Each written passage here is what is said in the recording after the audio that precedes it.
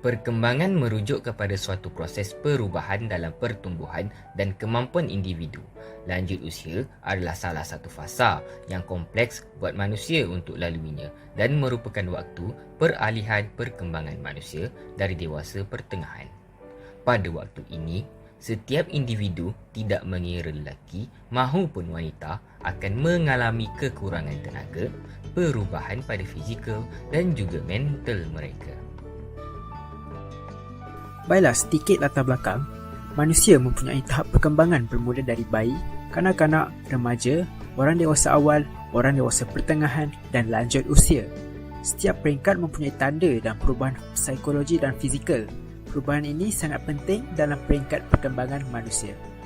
Tahap lanjut usia juga adalah tahap akhir manusia, di mana tahap ini manusia telah mengalami banyak penurunan fungsi fizikal dan psikologi. Dan akhir sekali, dengan kehilangan fungsi fizikal dan perubahan psikologi, orang yang melalui tahap ini memerlukan perhatian yang lebih seperti pada peringkat bayi.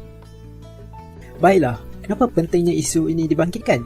Hal ini kerana golongan ini lebih cenderung untuk mengalami gangguan emosi dan mental seperti kerisauan dan depresi. Selain itu, mengalami masalah kesihatan yang lain. Dan akhir sekali, golongan lanjut usia juga cenderung untuk mengalami rasa kesunyian, dan ini juga merupakan antara faktor terbesar yang dapat menjejaskan kesihatan mental mereka.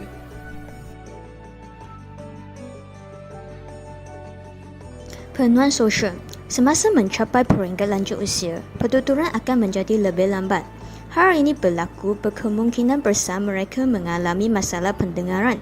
Komunikasi yang kurang jelas akibat masalah pendengaran boleh menjejaskan komunikasi dua hala. Penuan biologikal. Golongan lanjut usia mudah terdedah kepada penyakit. Hal ini demikian kerana mereka mengalami perubahan sistem saraf dan imun badan. Selain itu, kemampuan kognitif dan psikomotor akan berkurang dan pola tidur turut akan dijejaskan. Penuan efektif. Ia akan berlaku semasa kehilangan yang signifikan, kehilangan faktor kehidupan, perubahan negatif yang signifikan dalam kesihatan dan sebagainya. Mereka akan menunjukkan tanda-tanda kemurungan, kekosongan dan hilang semangat untuk hidup. Penawan kognitif. Keupayaan golongan lanjut usia untuk belajar benda baru berkurang. Hal ini disebabkan oleh kelemahan fungsi kognitif dan kematian sel-sel neuron.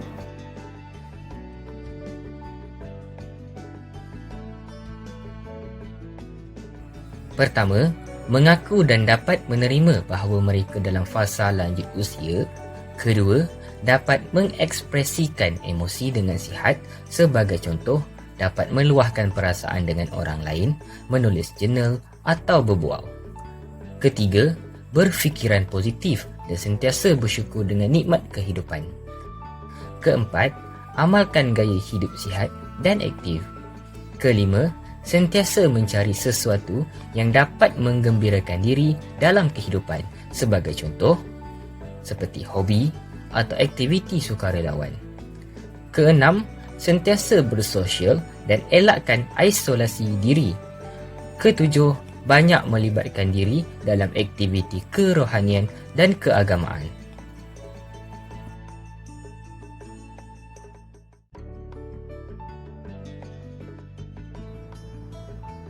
Kami berharap agar masyarakat akan lebih cakna terhadap kebajikan dan kesihatan mental dalam golongan lanjut usia.